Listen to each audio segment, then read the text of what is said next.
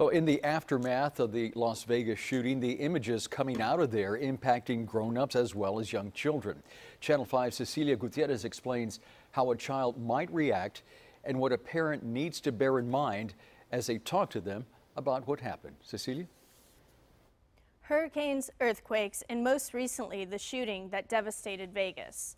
All three of these events saw major loss of life. After any disaster, parents and guardians may have a difficult time explaining to their children what happened.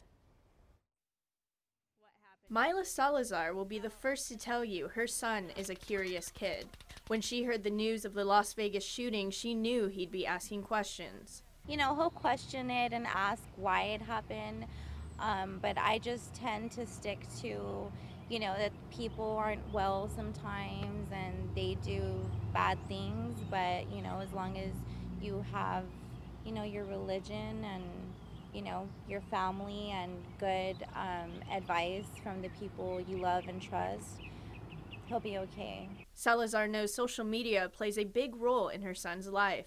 She says keeping an open line of communication makes it easier to explain events in the world. Most definitely. I, of course, always advise him to be, you know, to come with me and with questions like that and not to, you know, their friends or social media, because they're not always going to get the right facts through there. Dr. Vittorio Puente is a psychologist who focuses on clinical child psychological issues. That sense of safety, how the parent conveys that information, is really important. He says all children from the ages of 3 to 17 want to know one thing: if they are safe.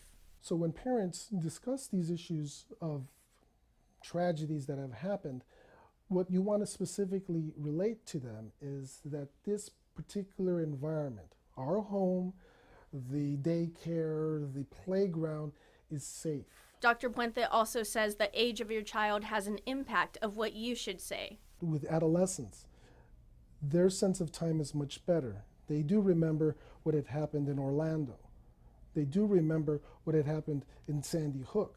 Puente says discussing with them that there is something they can do to affect change is key. That's what they want. They want to know they can control reality. When we're looking at kids between the ages of 7 and 11, they're looking at their reality somewhat beyond their immediate home environment, so they're looking at the community. This is the time children start to be exposed to social media, and parents should be aware of that. He says with younger children, parents shouldn't think the kids aren't listening. You need to pay attention to not discuss them as often, or to discuss them away from the kids.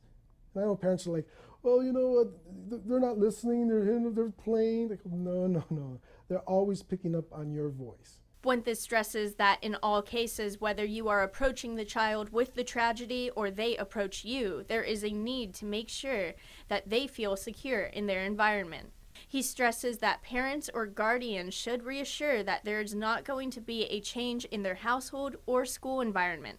Salazar says she'll be watching social media closely for impacts it may have on her son.